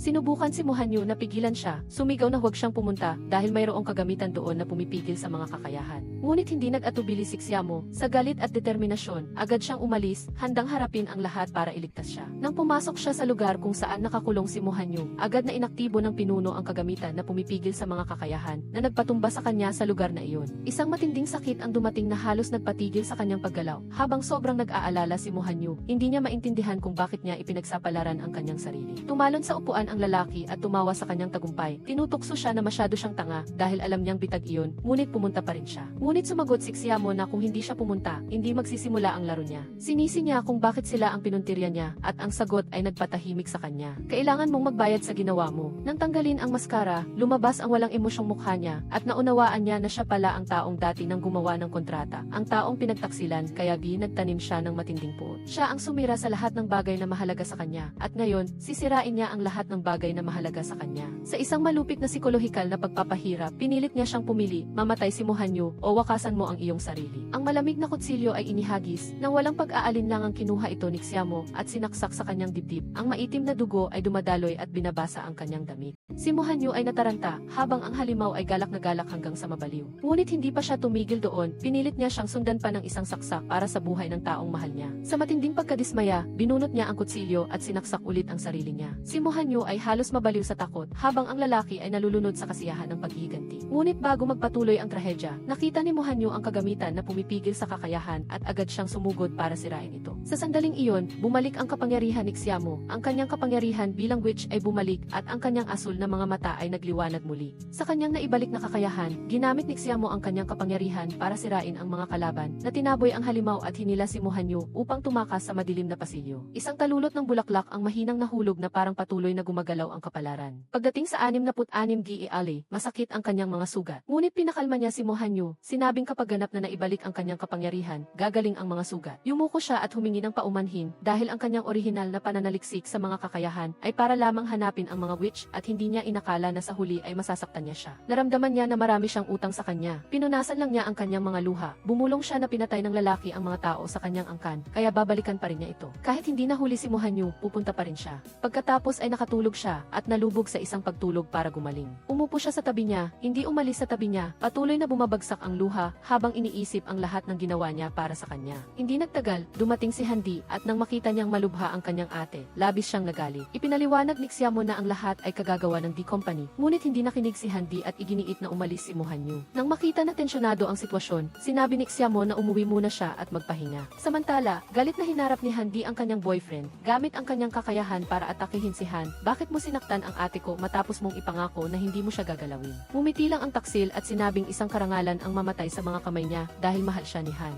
Ang mga salitang iyon ay nagpatigil kay Handi, ngunit malamig siyang sumagot na hindi niya papatayin si Han ngayon dahil iniligtas siya nito dati. Ngunit kung mangahas ka pang galawin ang ate ko, dadalhin kita sa impyerno. Nang banggitin ni Han ang plano na sirain ang mga witch, isang pangako sa pagitan ng kanilang dalawa, agad niyang nilinaw ang kanilang mga hangganan at ayaw na niyang maging konektado pa sa kanya. Samantala, tahimik na nakatayo si Mo Hanyu sa harap ng mga larawan ng kanyang mga magulang at lihim na nagpapasalamat sa kanila sa pagbabago ng kontrata noon upang iligtas ang kanyang buhay. Ngunit dahil din doon, nawala ni Xiamo ang kwintas at nagdusa sa loob ng 5 taon. Sinisi niya ang sarili na marami siyang utang sa kanya at ngayon ay hindi na niya alam kung paano ito babayaran. Nang sumunod na araw, si Xiamo ay sabik na naghintay sa mensahe ni Mo Hanyu sa loob ng 1-0 minuto, ngunit hindi siya nakatanggap ng tugon. Nang pumunta si Handi para magtanong, sinadya ni Xiamo na itanggi ang kanyang nararamdaman. Ngunit sunod-sunod na tanong ni Handi, mahal mo ba si Mo Hanyu? Mahal mo ba ako? Ang mga tanong na iyon ay nagpadama kay Xiamo na iba si Handi ngayon, hindi na siya makapaghintay. Nagpa siya si Xiamo na pumunta sa bahay ni Mo Hanyu at nakita niya siyang nakatulog sa kanyang desk. Pinagmasdan niya ang kanyang mukha ng may damdamin. Nang magising siya, naging awkward siyang umalis, ngunit kumunot ang noo niya at sinabing miss na miss niya siya. Nagyakapan sila sa banayad na yakap at iminungkahi ni Mo Hanyu na maglakbay sila ng magkasama. Isang normal na paglalakbay, walang mga kakayahan, lakad at bisikleta lang. Sa paglalakbay, tinamasa ni Mo Hanyu ang bawat sandali na parabang ito na ang huli. Bago siya umalis, nag-iwan siya ng sulat kamay para sa kanyang propesor. Nagpasalamat siya sa pagmamahal sa kanya na parang tunay na anak at ipinahayag niya ang kanyang kagustuhan na ibalik ang kwintas kay Xiamo upang mabuhay pa siya. Dahil bukod sa kanya, si Xiamo lang ang pinakamahalagang tao sa kanya. Samantala, nalunod ang pinuno sa alak dahil iniwan siya ni Handi. Biglang lumitaw si Handi, sinubukan siyang hawakan sa mukha, ngunit nagpa siyang umalis. Nang magising siya, tinanong niya kung kinasusuklaman siya nito tulad ng lahat ng iba pa. Kinuha ni Han di na hanggagi, nasa loob lang siya ng kanyang limitasyon. Kahit na demonyo pa siya, mamahalin pa rin niya si Han. Tinanggal niya ang maskara at lumitaw ang kanyang mga sugat sa nakaraan. Noong nakaraan, mayroon siyang ina na nalulong sa alak at sugal. Sa bawat talo niya sa sugal, binubugbog niya siya at sinisigaw na isang pagkakamali ang isilang siya. Nang gumawa siya ng kontrata sa isang witch, ngunit tumanggi ito, agad niyang inalok siya para sa pera sa pamamagitan ng pagpapapirma sa kanya ng kontrata para sa kanya. Tinanong niya ang kanyang ina kung titigil ba siya sa pagkamuhi sa kanya kung magpapalit siya ng mukha, maaari ba siyang mamuhay ng normal. Nagsinungaling siya at nangako, kaya pumayag siyang magpalit ng mukha. Ngunit sa huli, naging mayaman lang ang kanyang ina at lalo pang nalubog sa alak. Isang beses, nalasing si inay at natumba at dahil sa pagkakabangga ng ulo sa mesa, namatay siya noon din mula noon. Kinalaban ni Hanyu ang mga mangkukulam dahil naniniwala siyang sila ang sumira sa kanyang ina. Pero nang makita ni Hanyu ang tunay na mukha ni Xedi, sinabi pa rin ito na mahal niya ito dahil isa rin siyang halimaw. Sinabi niya, pareho tayo na nagpasimula ng halik na hindi nila gustong bitawan. Nag-aalala pa rin si Hanyu sa haba ng buhay ni Xedi. Nang magising si Hanyu at hindi niya makita si Xedi, nag-alala siya at lumapit upang pakinggan ang tibok ng puso nito. Ang kamay ni Xedi ay dahan-dahang pumulupot sa liig ni Hanyu at sinabing okay lang siya na nagpakalma kay Hanyu matapos ang pag-aalala. Kinaumagahan, nagising si Xedi at nakita ang almusal na inihanda ni Hanyu kasama ang mensahe na hinihintay kita sa dalampasigan.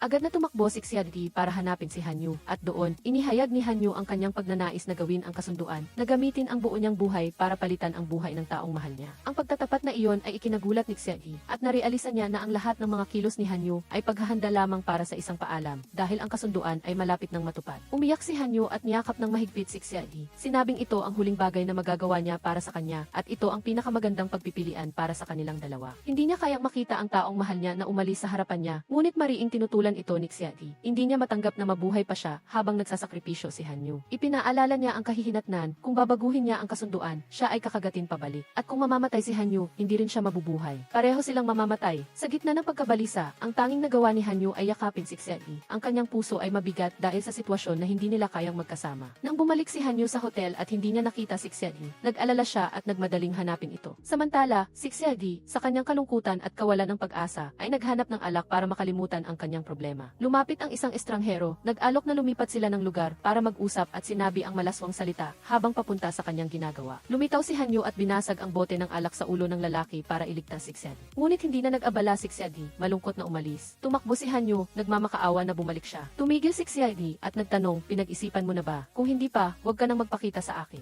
Sa gitna ng emosyon, niyakap ni Hanyu si Xedi at binigyan siya ng isang matinding halik. Umiyak si Xedi, hindi dahil sa sakit kundi dahil sa takot. Hindi takot sa kamatayan, kundi takot na mawala si Hanyu at mabuhay ng mag-isa sa kalungkutan. Nagmakaawa si Xedi na huwag siyang iwan ni Hanyu at nangako na hahanap siya ng paraan para mabuhay. Naghalikan sila ng buong pagmamahal bilang isang tahimik na pangako. Pagkatapos, nag-aral silang dalawa ng mga lumang libro, umaasa na makakahanap sila ng paraan para masira ang kasunduan, ngunit lahat ng daan ay patungo sa patay na dulo. Biglang nakaramdam ng matinding sakit si Xedi at nagsuka ng dugo. Nag-alala si Hanyu at nagmakaawa na sabihin sa kanya kung ano ang dapat niyang gawin para iligtas ang buhay ni Xedi. Kinabukasan, tahimik na nagtago si Xie sa likod ng pader at pinanood si Hanyu na abala sa pagluluto. Ang simpleng sandaling iyon ay nagdulot ng pag-aalinlangan at pagsisisi sa kanya. Lumapit siya at dahan-dahang niyakap si Hanyu mula sa likod. Sinadya ni Hanyu na baguhin ang pakiramdam sa pagsasabing nagluluto siya ng sopas para sa kanyang mahal at inilagay sa bibig ni Xie ang bawat kutsara. Ang eksena ay puno ng kaligayahan na hindi nila mapigilang maiyak. Ibinaba ni Xie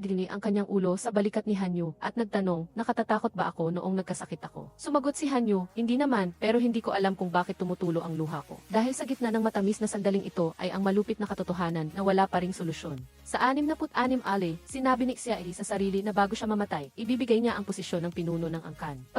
Matapos ang kontrata ng kanyang mga magulang at ni Hanyu, ang kwintas ng mangkukulam ay ibabalik sa angkan. Iyon din ang tanging paraan para magpaalam siya sa mga tao sa kanyang angkan. Ngunit pagkatapos noon, narinig ni Xindi ang lahat at lihim na sumumpa na hindi niya hahayaang mamatay ang kanyang kapatid. Samantala, sinira ni Hanyu ang lahat ng kagamitan na pumipigil sa mga kakaibang kakayahan. Habang nakatayo siya at bumibili ng bulaklak sa kalsada, biglang kinontrol ni Xindi ang isang kotse gamit ang kanyang kakaibang kakayahan at sinubukang patayin si Hanyu. Sa kabutihang palad, mabilis na lumapit si Xindi para pigilan ito at galit na tinanong, Xindi, nababaliw ka na ba? Ngunit malamig na sumagot si Xindi na kung mamamatay si Hanyu, mabubuhay ang kanyang kapatid. Kahit nabigo siya sa pagkakataong ito, hindi niya palalampasin ang susunod na pagkakataon. May isang piraso ng alaala na sumulpot sa isipan ni Hanyu. Noong panahong may taong humawak sa kanyang kamay at sinabing dapat siyang mabuhay ng maayos. Nagmamadaling tumakbo si Xindi at tinanong kung nasugatan ba siya at umiling lang siya. Nang makabalik sila sa bahay, ginamot siya ni Xiaodi at humingi siya ng paumanhin para kay Xindi. Nagtatakang nagtanong si Hanyu, nagkita na ba tayo 5 taon na ang nakakaraan? O si Xindi ang nakakita sa akin noon? Sinimulan niyang pagdudahan ang nakaraan at ang dahilan kung bakit patuloy siyang inaaway ni Xindi. Nagtapat siya, nang malapit na akong banggain ng kotse, narealis ako na bukod sa iyo, wala nang iba pa na mahalaga. Ngayong gabi, magkasama tayong kumain ng maayos. Ngunit sa mismong sandaling iyon, pumasok si Xindi sa opisina ni Hanyu at nagbalak na saktan siya. Ikinabit niya ang kutsilyo sa liig ni Hanyu at nais niyang makuha ang pagkakataon para sa kanyang kapatid na mabuhay. Gayunpaman, hindi natakot si Hanyu. Sinabi niya, hindi ako takot mamatay. Kung ang aking kamatayan ay makakapagligtas kay Xiaodi, handa ako. Nagkaroon kami ng kontrata, kung hindi ko ito gagawin, kapag namatay ako, magkakaroon siya ng reverse effect. Sinabi pa niya na sa una, ang kontrata ay para buhayin ang kanyang mga magulang. Ngunit sa ngayon, may natitira pang oras sa kontrata, gusto niyang gamitin ito para iligtas si Xiaodi. Ipinahayag niya na hindi niya hahayaang may mangyari sa kanya. Nagbanta si Xindi, kung hindi mo gagawin ang kontrata, tiyak na papatayin kita. Biglang nagtanong si Hanyu, hindi ba sinubukan mo akong patayin noong nakaraang taon? Ang aksidenteng iyon ay gawa mo, tama ba? Ngunit hindi sumagot si Xindi. Sa parehong oras, si Xiaodi ay masayang naghahanda ng regalo para kay Hanyu dahil sa kanilang date ngayong gabi. Nag-isa siyang bumulong, hindi niya maitago ang kaligayahan sa kanyang puso. Walang sinumang normal kapag nagmamahal. Habang naghahanap siya ng regalo, bigla niyang natagpuan sa ilalim ng isang bato ang dalawang larawan, isang larawan nila ni Hanyu na magkasama. Sa mismong sandaling iyon, isang biglaang liwanag ang tumama sa kanyang ulo, isang serye ng mga alaala ang bumalik sa isipan ni Xiaodi noong nakaraan. Habang pinapanood niya ang mga kumikinang na ilaw sa puno, lihim na kinuhaan siya ni Hanyu ng larawan. Ngunit nakalimutan niyang patayin ang flash, kaya nabigla si Xiaodi at napuno ng galit ang kanyang mukha. Lumapit si Xiaodi at hiniling na burahin ni Hanyu ang larawan na may asul na mga mata na lumabas sa screen. Ngunit hindi natakot si Hanyu at mumiti lang na puno ng inosensya. Ang kanyang ugali ay nagpahirap kay Xiaodi na sisihin siya at sinabi pa niya na nagmamasid siya ng mga bituin at inanyayahan si Hanyu na manood kasama niya. Dahil sa pagiging curious sa kakaibang taong ito, umupo si Xiaodi at nakinig sa kanyang teorya tungkol sa mga alien at ang kanyang pagnanais na patunayan ang kanilang pag-iral. Umiti si Xiaodi at sinabing galing siya sa isang satellite malapit sa bituin na iyon. Nagulat si Hanyu at nagtanong kung isa ba siyang alien. Kahit na nag-aalinlangan, inanyayahan pa rin niya si Xiaodi na ipakita ang kanyang kakaibang kakayahan. Nagulat si Xiaodi at ang asul niyang mga mata ay lumabas na nagpakumbinsi kay Hanyu. Umiti siya at sinabi, kung gayon, welcome sa Earth. Nag-alinlangan si Xiaodi na sabihin na ang pinuno ng kanilang angkan ay nagbabala na ang mga tao ay masama at kung siya ay matuklasan, siya ay kanilang ianalisa. Nang marinig ito, dahan-dahang tinanong ni Hanyu kung sa tingin ba niya ay mukha siyang ganoong klaseng tao at binigyan siya ng mansanas. Tinikman ni Xiaodi ang mansanas at naramdaman ang matamis na lasa na hindi pa niya nararanasan. Nang hilingin ni Hanyu ang kanyang contact information, nagtanong si Xiaodi para saan. Nag-alinlangan siyang sabihin na may astronomical exhibition sa ika-12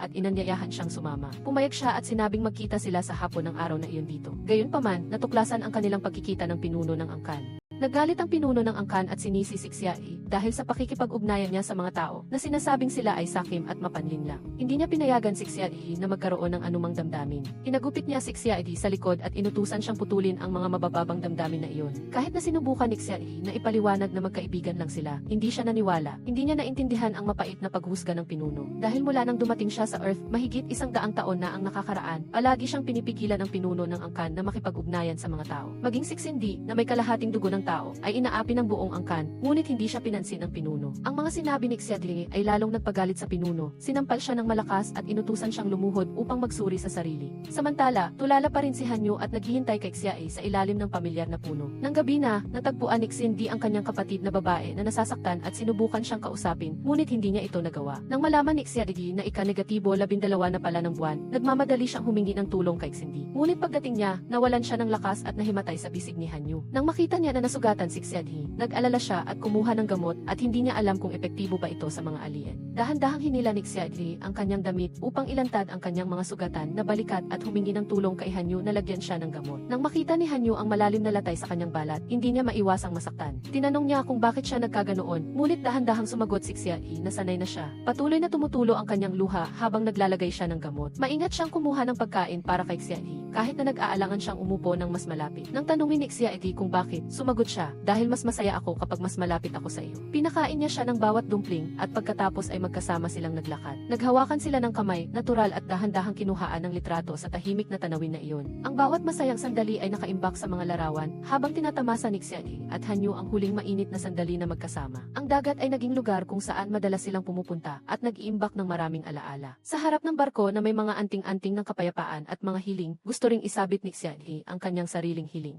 Ibinigay ni Hanyu kay Xiaodi ang ang kwintas na gawa sa kabibe. Umaasa na makakabalik sila doon taon-taon para mangolekta ng mga kabibe. Nag-selfie sila, nagtawanan, at bawat matamis na sandali ay kanilang inukit sa kanilang alaala. Ngunit ang kaligayahan na iyon ay panandalian lang dahil kailangan ni Xiaoyi na bumalik sa kanyang planeta. Nag-alala si Hanyu, ayaw niyang maghiwalay sila, kaya tinanong niya si Xiaoyi kung mahal ba siya nito. Nang tumango si Xiaoyi, binigyan siya ni Hanyu ng isang malalim na halik sa dalampasigan, nagpahayag ng kanyang pinakatapat na damdamin. Ibinigay niya kay Xiaoyi ang singsing na may nakaukit na kanyang pangalan, umaasa na palagi niya itong dadalhin bilang patunay na palagi siyang nasa tabi niya. Naramdaman ni Xiaoyi ang damdamin at mahigpit siyang niyakap. Ang eksenang iyon ay lihim na nasaksihan ni Xindi. Para hindi maparusahan ang kanyang kapatid na babae dahil sa pagmamahal niya sa isang tao, ginamit ni Xindi ang kanyang kakaibang kakayahan upang kontrolin ang isang kotse at banggain si Hanyu habang naglalakad siya. Nangyari ang aksidente sa isang interseksyon ng kalye at ang babaeng nakasuot ng pulang damit na nakatayo malapit sa pinangyarihan ay si Xindi. Nang malaman ni Xiaoyi ang balita, tumakbo siya sa ospital. Nasaktan nang makita niya na nasa critical na kondisyon si Hanyu. Nagmakaawa ang mga magulang ni Hanyu na iligtas ang kanilang anak, handa silang ibigay ang lahat. Kaya naman, bumalik si Xiaoyi at nagmakaawa sa pinuno ng angkan na iligtas si Hanyu, handa siyang ibigay ang lahat. Binalaan siya ng pinuno ng angkan na kapag nagmahal siya ng tao, kailangan niyang gumawa ng isang walang hanggang kontrata at magdurusa siya ng sakit sa loob ng 5 taon hanggang sa maubos ang kanyang lakas. Ngunit hindi nag-alinlangan si Xiaoyi at tinanggap ang sakripisyo para lang iligtas si Hanyu. Sinabi ng pinuno ng angkan na pagkatapos magawa ang kontrata, mabubura ang kanilang mga alaala at damdamin para sa isa't isa. Nagmakaawa si Xiaoyi na panatilihin ang kanyang mga alaala, ngunit hindi ito pinayagan. Bago siya pumirma sa kontrata, umupo siya sa tabi ng kama ni Hanyu at bumulong ng huling mga salita na masaya siya na nakilala siya at dahil sa mga magagandang araw na magkasama sila. Kahit masakit, tinanggap niya ang lahat at hinalikan siya sa noo sa huling pagkakataon. Pagkatapos matupad ang kontrata, nakalimutan ni Xiaoyi ang lahat ng kanyang mga alaala kay Hanyu. Naging malamig siya, umalis sa silid ng pasyente nang hindi man lang kinikilala ang mga magulang ni Hanyu. Nagulat sila, ngunit para sa ama, sapat na mabuhay ang kanyang anak. Ngayon, nang dahan-dahang naaalala ni Xiaoyi ang lahat, habang tinitingnan ang lumang larawan, siya ay nasasaktan, ang pagsisisi ay sumusunog sa kanyang puso. At ang tanging magagawa niya ay humingi ng paumanhin dahil nakalimutan niya ang taong pinakamamahal niya pagkatapos na bumalik ang kanyang mga alaala. Agad na tumakbo si Xiaoyi para hanapin si Hanyu at sa harap niya, ang kanyang mga mata ay puno ng luha na nagpataka sa kanya. Sinabi lang ni Xiaoyi na ayaw na niyang mag-aksaya pa ng isang segundo, pinapahalagahan ang sandali ng kanilang muling pagkikita. Ipinakilala ni Hanyu ang kanyang sarili muli at sinabi niya na 2 buwan na ang nakakaraan ay may nakilala siyang babae na nagngangalang Xiaoyi, na mayabang ngunit mabait at kaibig-ibig. Dahan-dahang, ang kanyang puso ay ganap na na-in-love sa kanya.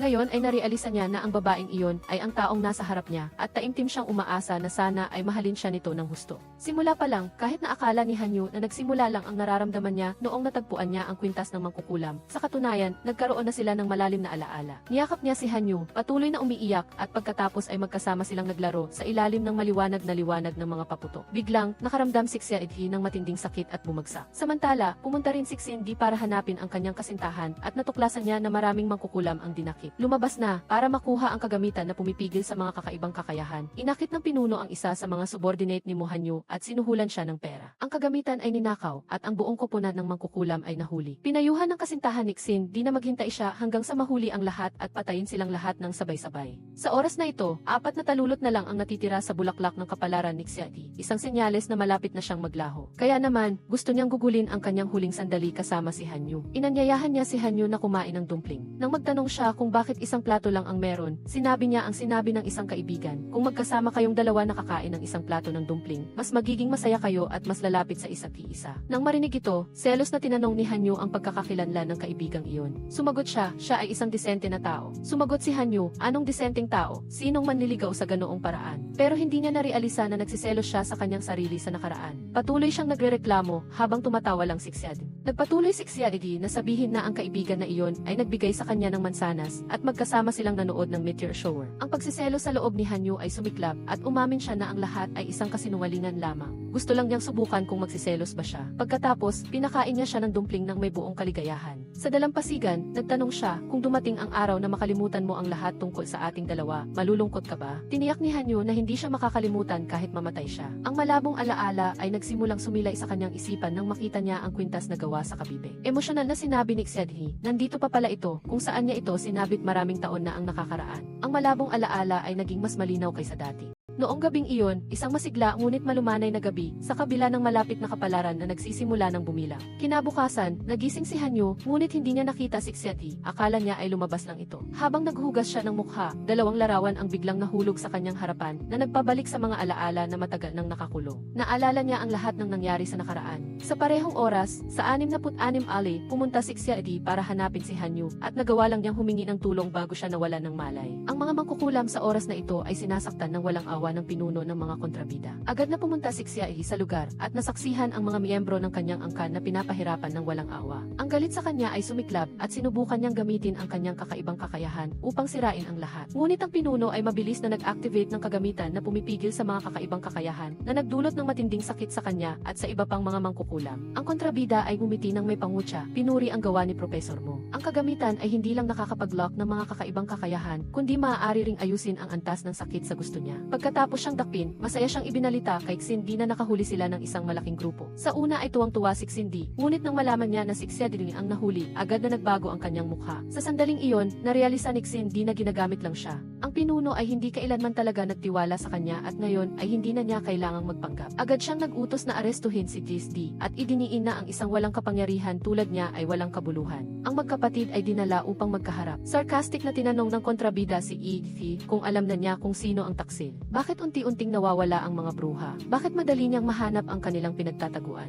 Lahat ay dahil kay Desdi. Binigyan niya ang magkapatid ng ilang minuto para mag-usap at umalis na may malupit na ngiti. Si Afi, nalilito at nasasaktan, ay sinubukang magtanong, kapatid, talaga bang nagtaksil ka? Hindi itinanggi ni Desdi at sa halip ay inamin na siya ang nagbigay ng impormasyon para lipulin ng kaaway ang mga bruha. Sa kawalan ng pag-asa, sumigaw si Iithu at nagtanong, bakit? Bakit mo ipinagkanulo ang sarili mong angkan? Sinagot ni Desdi na simula pagkabata, nabuhay siya sa takot na mapahiya, magalit at mulyeto. Sa simula, iisa lang ang taong nang aapi sa kanya, ngunit kalaunan, buong grupo na. Palagi siyang nagpapanggap na malakas upang mabuhay. Si Iithu lang ang nagpakita sa kanya ng kabutihan, habang ang lahat ay naging karapat-dapat na kamuhian. Sa huli, inilabas ni Desdi ang lahat ng galit na itinago niya sa kanyang puso sa loob ng maraming taon. Para sa kanya, sa mga pinakamadilim na araw ng kanyang buhay, si Iithu lang ang nasa tabi niya, nag-aalaga, at naghila sa kanya mula sa bingit ng kabiguan. Samantala, ang ibang mga bruha, lahat ay nagdulot lang ng sakit at paghamak kay Desdi. Wala siyang nakikitang dahilan para patawarin sila. Masakit na nagtanong si Iithu, kailan naging ganoon kalupit ang kanyang kapatid at paano naiba ang paghihiganti sa mga taong sumakit sa kanya. Ngunit hindi nakikita ni Desdi, di na mali siya kay Iithu, ang mga mapang-uyam na salita, pagtawag sa kanya na halimaw, ang siyang bumuo sa kung sino siya ngayon. Ngayon na mayroon na siyang kapangyarihan, gusto lang niyang maghiganti sa gitna ng kanyang galit. Sinampal ni Iithu si Desdi, akala niya ay naghilom na ang mga sugat sa puso ng kanyang kapatid sa paglipas ng panahon, ngunit hindi niya inaasahan na lahat ay nanatiling nagbabaga na parang isang umuusok na sunog. Humingi siya ng paumanhin sa hindi pagbibigay pansin sa kanyang kapatid, umaasa na magbabago si Desdi, kung hindi, hindi na sila magiging magkapatid. Ang mga salita ni Iithu ay nagpabiyak sa puso ni Desdi at sinabi niya na kahit ang kanyang kapatid ay hindi na siya kailangan. Pagkatapos noon, inaktibo ng pinuno ang isang energy wave na nagdulot ng matinding sakit sa kanilang dalawa. Sa gitna ng sakit, nagmakaawa si Desdi, di na siya mismo ang papatay kay Iithu. Sumigaw siya na kahit ang kanyang kapatid ay iniisip na siya ay isang halimaw, na ang lalaki lang ang nakakaintindi sa kanya. Kinuha niya ang kutsilyo at lumapit sa kanyang minamahal. Ngunit masyadong matalino si Gi. Alam niyang nalilito lang siya upang patayin siya. Ngumiti si Gi kay Iithu at idiniin na napakasarap sa pakiramdam na masaksak sa likod ng isang kamag-anak. Naniniwala si Gi na ang mga bruha ang sanhi ng pagkamatay ng kanyang ina at nagpabago sa kanya na maging isang halimaw at ngayon na ang oras para ibalik ang lahat. Kalmadong sumagot si Iithu na ang nagbago sa kanya ay walang iba kundi ang kanyang ina. Sumigaw si Gi at tinanggihan ito. Nag-alok si Iithu na kung mayroon pa siyang mga tanong, matutulungan niya si Gi na bumalik sa nakaraan sa maikling panahon upang makita mismo ang katotohanan tungkol sa kanyang ina. Pumayag si Gi na may layuning patunayan na si Iithu ang mali. Sa nakaraang timeline, nakita ni Diki ang kanyang ina na nag-aaksaya at narinig niyang sinabi niya, "Inay, ngayon mayroon na akong pera. Kaya ko na kayong alagaan ng maayos." Ngunit hindi siya naantig, gusto lang niyang sumama si Diki sa Ali 66 para i-renew ang kontrata. Gamitin ang buhay ni Diki kapalit ng buhay niya at ilipat ang lahat ng pera kay Dad. Nang makita siyang nag-aalangan, sinabi niya ng diretsahan, "Kung hindi ka sasang-ayon, mamatay ka na lang. Ang tanging gamit ng isang halimaw na katulad mo ay ang iligtas ako." Ang mapait na katotohanan ay nagpatawa na lamang kay Dad at bumulong siya, "Kung ganoon, dapat din kayong lahat mamatay." Sa kanyang kabaliwan, sinaksak ni Diki ang kanyang sariling subordinate at pinindot niya ang pindutan upang maglabas ng nakakalason na usok na naglalayong lipulin ang lahat. Ginagawang ni Iithu ang kanyang buong lakas, inaktibo ang kanyang kapangyarihan at tinulak palayo si Diki sa gitna ng nakamamatay na usok. Sa sandaling iyon, lumitaw si Diki at mabilis na ibinalik bumalik si EFP sa kaligtasan.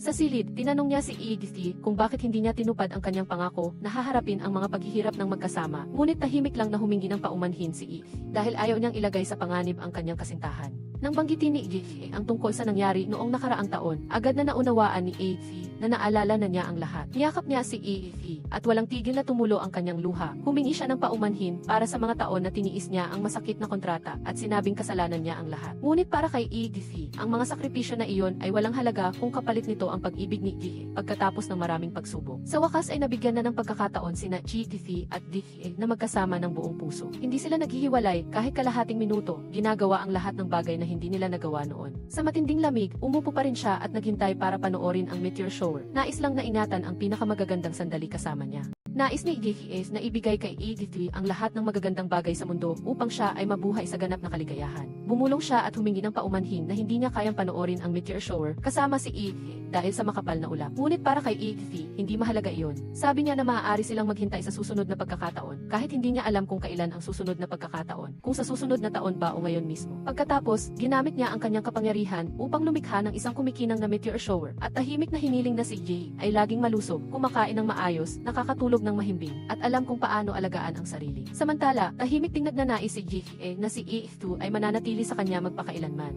Sa alay 66, tahimik na dinalhan ni DCE ng tubig, ngunit hindi niya ito ginising hanggang sa nagising na si EF nang makita ang baso ng tubig sa tabi niya. Napagtanto niya na si DSD ay dumating. Dali-dali siyang tumakbo palabas upang hanapin ang kanyang kapatid. Sa gitna ng malamig na hangin, sumigaw siya, "Alam kong nandito ka, kahit anong mangyari, haharapin natin ito ng magkasama. Huwag kang matakot, sasamahan kita sa pagdadala ng pasanin na ito. Ihintayin kitang bumalik sa bahay." Sa isang madilim na sulok, tahimik na pinakinggan ni DSD ang bawat salita, tahimik na tumulo ang kanyang luha at sa kanyang puso. Sinabi niya sa sarili na kailangan niyang tubusin ang mga pagkakamali na nagawa niya. Nang makita niya si Yehie na lumitaw, naisip niya na alam niya kung patay na ba talaga ang tali o hindi pa. Pumasok si Yehie upang hanapin si Yehie, ngunit hindi niya ito nakita. Nagduda siya dahil dapat ay nandoon siya. Ang kanilang pag-uusap at mga salita ay nagbunyag na ang taong ito ay hindi ang tunay na Yehie, kundi isang impostor na hindi alam ng magkapatid. Pumasok si Yehie, nagtanong kung bakit hindi siya tumawag muna upang gabayan siya sa bar tulad ng dati. Sumagot si Yehie na tumawag siya, ngunit walang sumagot kaya pumunta siya ng direkta. Malungkot na sinabi ni Yehie na kahit na tumigil na ang pagbagsak ng mga rosas, ang sakit ng kanyang kapatid ay lalong lumalala at wala na siyang maraming oras. Nagtanong siya, "Ikaw ang huling nakakita sa kanya, patay na ba talaga siya? Bago siya namatay, may binanggit ba siya tungkol sa akin?" Tinawaan siya ng impostor na Yehie at nagtanong, "Mukhang mahalaga siya sa iyo, ano?" Mabilis na itinanggi ito ni DSD at sinabing gusto lang niyang malaman kung nagdusa ba siya bago siya namatay at saka siya naging kalmado at determinado. "Alam kong nag-aalala ka sa kapatid ko, tiyak na tatapusin mo ang kontrata para iligtas siya." Pagkatapos ay dinala niya siya sa bar. Nang pumasok siya at makita si EEV, umiti siya ng masama. Nang marinig niya ang tanong ni EEV, "Paano ka nakapasok?" Sumagot siya, "Dinala ako ni DSD." Naunawaan ni EEV na bumalik ang kanyang kapatid. Nagpatuloy ang impostor na Yehie. "Nag-aalala siya sa iyo at sinabi sa akin na gamitin ko ang kontrata para iligtas ka. Kung papayag ka, handa akong gawin ito." Nagduda si EEV sa mga salitang iyon.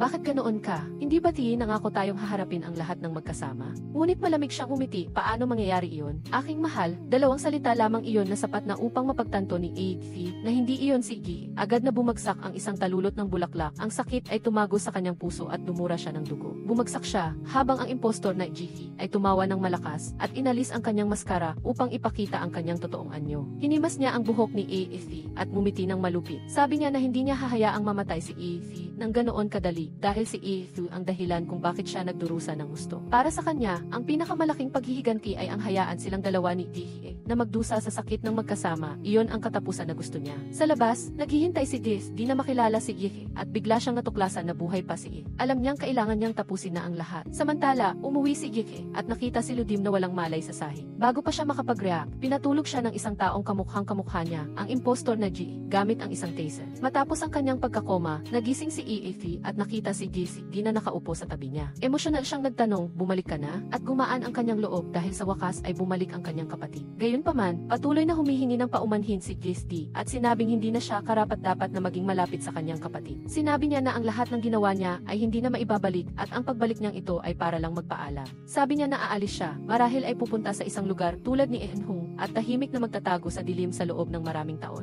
Tuloy-tuloy ang pag-iyak ni EEV at sinabi niyang wala na siyang maraming oras. Ngunit hindi matiis ni Daisy, di na makita ang kanyang kapatid na mamatay sa harap niya. Ang pag-alis ay isang paglaya. Alam ni Daisy na nahihirapan si Daisy, kaya pumayag na lang siya. Nagyakapan sila sa huling pagkakataon, sa sandaling puno ng lungkot na masakit sa puso. Samantala, nagising si Daisy at napagtanto niyang nakatali siya ng mahigpit. Sa harap niya ay si Daisy, ang taong akala niya ay patay na. Sinabi niya ng buong lakas, kung may galit ka, sa akin ka maghiganti, huwag mong galawin si Daisy. Ngunit malamig lang nang umiti si Daisy at sinabing hindi siya interesado kay Daisy. Naniniwala siyang ginamit siya ni Daisy upang lumikha ng isang ilusyon na halos paniwalaan niya. Para sa kanya, si Daisy ay palaging isang mapagmataas na tao na kumokontrol sa lahat. Ngunit sa pagkakataong ito, nasa kanya ang kapangyarihan, idiniin niya na wala ng maraming oras si Daisy. Kung mahal siya talaga ni Daisy, marahil ay pipiliin niyang isakripisyo ang kanyang buhay para iligtas si Daisy. Ngunit hindi matiis ni Daisy na mamatay si Daisy nang ganoon kadali at idineklara na kapag namatay si Daisy, palalayain niya si Daisy. Tiningnan siya ni Daisy na may galit, siya ay isang kaawa-awang tao, isang basura. Sa galit, sinugod ni Daisy at sinuntok si Daisy. Hinahamon siya, kung may lakas ka, palayain mo ako at ayusin natin ito tulad ng totoong lalaki. Nagsimula silang dalawa ng isang matinding, marahas na laban na walang gamit na sandata. Hindi nag-aalangan si Daisy na gumamit ng panlilim lang at nang bumagsak si Daisy, kumuha siya ng kutsilyo at binalak na isaksak ito diretso sa puso ni Daisy.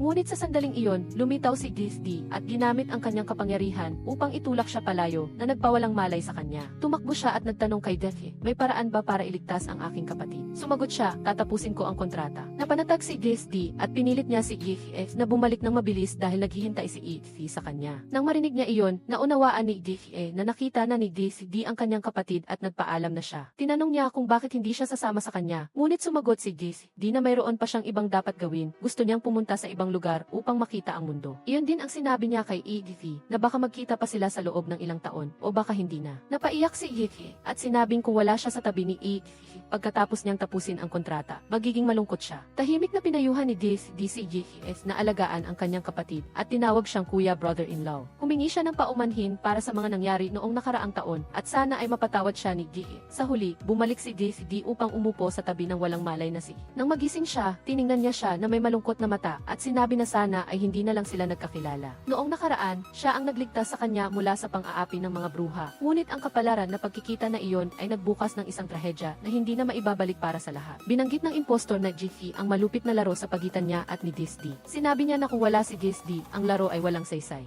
Sa harap ng taong minsan niyang itinuring na tagapagligtas at malapit na kaibigan, masakit na nagtanong si Daisy, minahal mo ba ako? Tumawa siya at itinanggi ito at sinabing ang pag-ibig ay isang kasinungalingan na siya mismo ay hindi mas matalino kaysa sa iba. Nag-alok siya na ipagpatuloy ang laro na hindi pa tapos at sa pagkakataong ito ay hindi na niya gagambalain si Daisy. Ngunit wala nang ibang pagpipilian si Daisy. Lumapit siya at niyakap siya sa huling pagkakataon at ginamit ang kanyang kapangyarihan upang ang mga pana ay tumago sa kanilang dalawa. Isang madugong wakas ang nagtapos sa trahedya. Sa alay 66, nang bumagsak ang huling talulot ng bulaklak, alam ni Daisy na malapit na siyang mamatay. Nais niyang tandaan ang lahat tungkol kay Daisy, ang kanyang ngiti, ang kanyang mga mata, ang lahat ng pagmamahal sa kanyang huling mga hinina. Isinandal niya ang kanyang sarili sa balikat niya at ninais na sana ay magkita pa sila sa susunod na buhay. Hindi pumayag si Daisy na mawala siya, kaya kinuha niya ang kwintas at nanalangin na ang kanyang minamahal ay mabuhay ng buo, masaya at maligaya. Ang kapalit ay ang kanyang buhay, ngunit wala pa ring nagbabago. Hinawakan niya ang kamay ni Daisy at magkasama nilang hinigpitan ang kapalaran na kwintas at gumawa ng kontrata. Isang magandang panaginip ang lumitaw. Si Daisy ay nakasuot ng isang nagniningning na damit pangkasal. May hawak na bulaklak at naghihintay kay Daisy. Nagpalitan sila ng mga panata sa isa't isa na kahit na makalimutan sila, pipiliin pa rin nilang magkasama. Isinuot ni Daisy ang singsing sa kamay niya at sinabing ang makilala siya ang pinakamahalagang bagay sa kanyang buhay.